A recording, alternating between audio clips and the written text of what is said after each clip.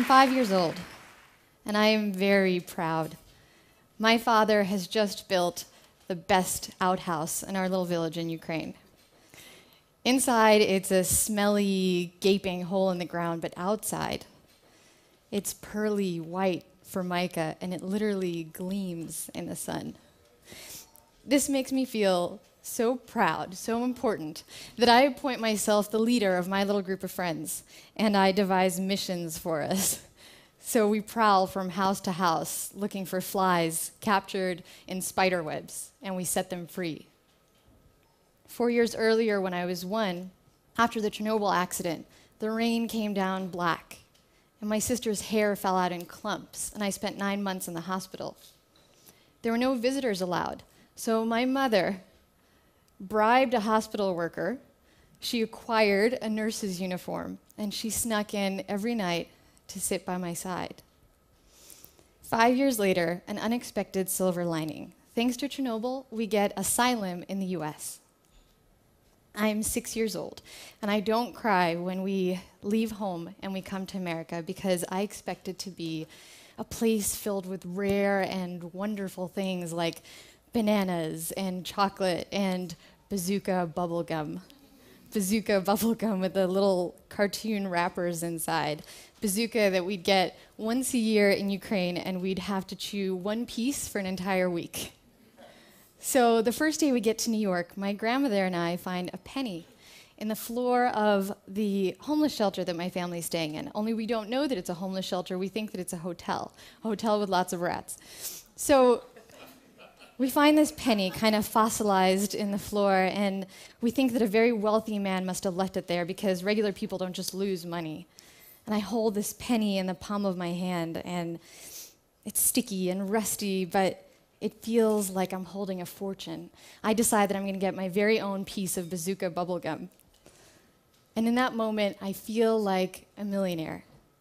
About a year later, I get to feel that way again when we find a bag full of stuffed animals in the trash, and suddenly I have more toys than I've ever had in my whole life. And again, I get that feeling when we get a knock on the door of our apartment in Brooklyn, and my sister and I find a delivery man with a box of pizza that we didn't order.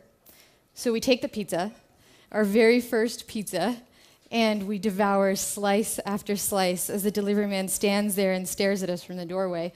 And he tells us to pay, but we don't speak English.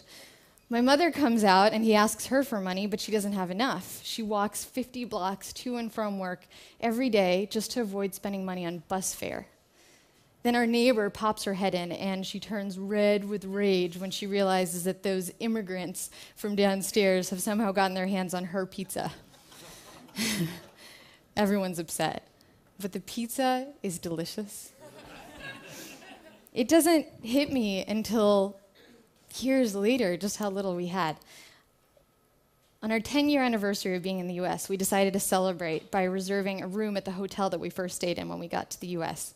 The man at the front desk laughs, and he says, "You can't reserve a room here. This is a homeless shelter." And we were shocked. My husband, Brian, was also homeless as a kid. His family lost everything, and at age 11, he had to live in motels with his dad. Motels that would round up all of their food and keep it hostage until they were able to pay the bill. And one time, when he finally got his box of Frosted Flakes back, it was crawling with roaches. But he did have one thing. He had this shoebox that he carried with him everywhere, containing 9 comic books, 2 G.I. Joes painted to look like Spider-Man, and 5 GoBots, and this was his treasure. This was his own assembly of heroes that kept him from drugs and gangs and from giving up on his dreams. I want to tell you about one more formerly homeless member of our family. This is Scarlett. Once upon a time, Scarlett was used as bait in dog fights. She was tied up and thrown into the ring for other dogs to attack so they get more aggressive before the fight. And now, these days, she eats organic food and she sleeps on an orthopedic bed with her name on it. But when we pour water for her in her bowl, she still looks up and she wags her tail in gratitude.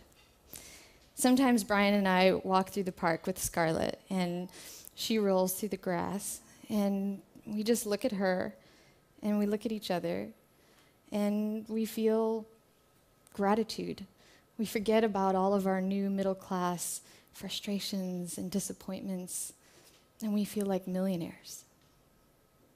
Thank you.